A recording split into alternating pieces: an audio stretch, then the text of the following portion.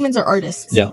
Robots are not. And efficiency is for machines. It's not for human. Efficiency is really what we should optimize the machines for, but not for human. Generation of technology with artificial intelligence. Like, why do we exist?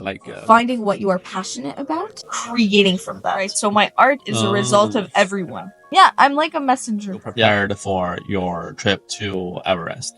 How many hours? 2 hours of weightlifting? And then yoga? Yeah, and 1 hour of running. 9 to 5 job is that they don't want to do that.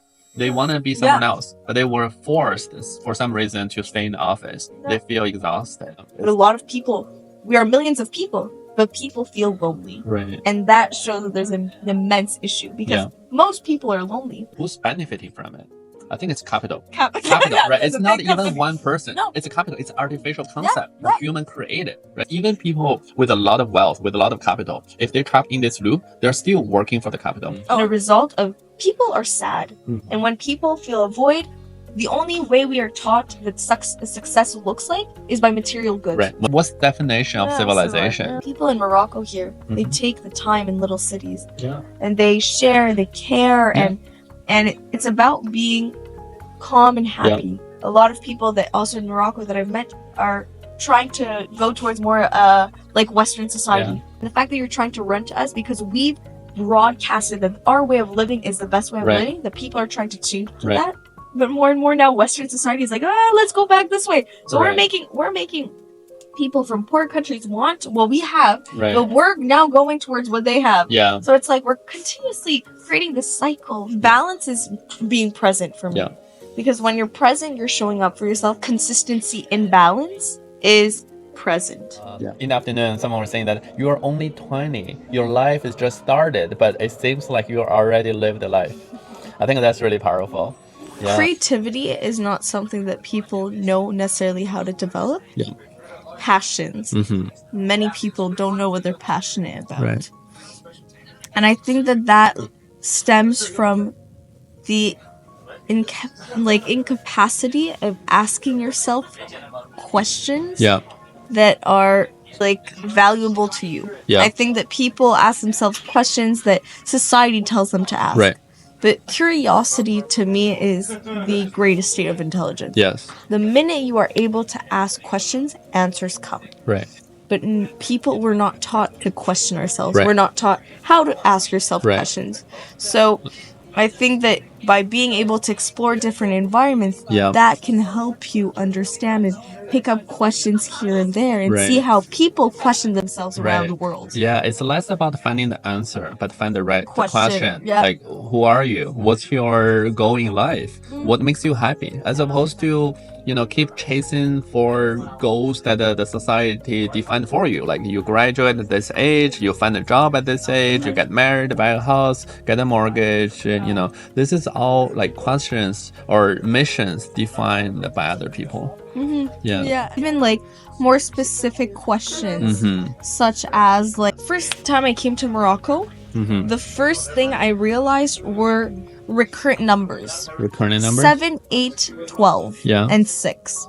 And I asked myself, how does that impact people? Questions like that are kind of random, but that bring you so much and push you to try to find something greater than just what we know as this is a table. Exactly. That's a result of creativity, like you mentioned, and not a result of efficiency. Like today, if you look at a lot of people, they focus on efficiency. They want to do it faster, do it more, work more efficiently. I would say efficiency is really for quality. It's not quality. And efficiency is for machines. It's not for human. Efficiency is really what we should optimize the machines for, but not for human. Especially if you look at the next generation of technology with artificial intelligence. Why do we exist? Machines, factories, they can, figure out everything out. They can produce all the food for the human being. But the value, the reason that we exist as a person is, like you mentioned, unique value as an individual and also your creativity. I often say humans are artists. Robots are not. An artist is somebody that understands how they want to interact with their environment. What I mean by that is finding what you are passionate about, creating from that. And I think that a lot of people perceive an artist as somebody that draws. No. An artist can be somebody that is a gardener, a cook, a chef, somebody that repairs motorbikes. It can be anything. Yeah. An artist is not a type of work. Yeah. It can be a singer. It can be somebody that draws. I consider myself an artist, but it is somebody that understands how they want to interact with their environment and which senses they want to use. Right. And with time, that also evolves and changes. I give myself the title of an artist, but I don't necessarily have one medium. Because last week I wrote a song, and I don't consider myself a singer, but you wrote a song. I wrote a song and sung a song, and I draw. Yeah, you also painted in the hostel? Paint. I paint, and I write. And so I don't only give myself access to one type of medium, because that no longer makes me an artist, because I'm no longer focusing on how I want to interact with my environment at the time, but more about how is my audience perceiving me, and am I still remaining lucrative on a financial level? You're basically just, as an artist, if you're just focusing on the medium, you're like just a factory worker, right? You're producing the type of a product, meeting others' expectation, and then trade it for income. Yeah, exactly. But as a true artist, you don't have to focus on specific medium, and then it should be a natural way flowing out of you as a way for you to interact with your work, your world. It's like I'm the messenger of my environment. That's how I perceive it. My environment gives me energy, and I just put it on whichever medium I believe it is right. So my art is a result of everyone. I'm like a messenger. A messenger of creation, and it's everyone's work. I'm just the deliver it. Yes. We're chatting about like how you prepared for your trip to Everest. And then you mentioned that you've been through a training, but then you're not spending a lot of effort. For me, it's more so about there are things I want to do. So when I'm running and training or weightlifting, it doesn't feel like I'm like killing myself doing it. I'm actively, I know I'm being challenged. But it's something that is filling. I feel like energized doing it. I don't feel drained. You must be in the state of flow, right? You are not necessarily focusing on the results of the walking or training, but you're just enjoying the process. Like you actually wanted to like do how many hours? 2 hours of weightlifting, and then yoga. And 1 hour of running. 1 hour running, so 4 hours training a day. I think a lot of people feel that they're so like exhausted while working like in an office job, 9 to 5 job, is that they don't want to do that. They want to be someone else, but they were forced for some reason to stay in the office. They feel exhausted. It's just simply because that's not what they want to do. And then they go home and sleep because they want to rest because they had a long day. But it's just never allowing yourself to know what you want to do, because at the end you just want to shut off your brain. So you don't put your brain into the mindset of what do I want to do with my life? When people say working is just a way to make money and then you can live. No, your work is 5 days out of your week if you're working a 9 to 5 job. So if you're telling yourself 5 years out of my life, on 7, I will devote to a company or to a job that I don't like. Does it make that 2 years worth it? Is it worth that 2 years of leisure? Because often people, when they do a 9 to 5 job that they don't like, when they go on vacation, it's an escape. It's escape. It's not I'm gonna do activities and enjoy. It's like I'm escaping home. Escaping. They tend to like play really hard, rest really hard, sleep really hard, drink really hard, because it's a way to escape their life. But then I think for us, we're traveling for months on the road. We don't do that anymore. We just sometimes we walk slowly. We're much more present, right? We can notice the little things here and there.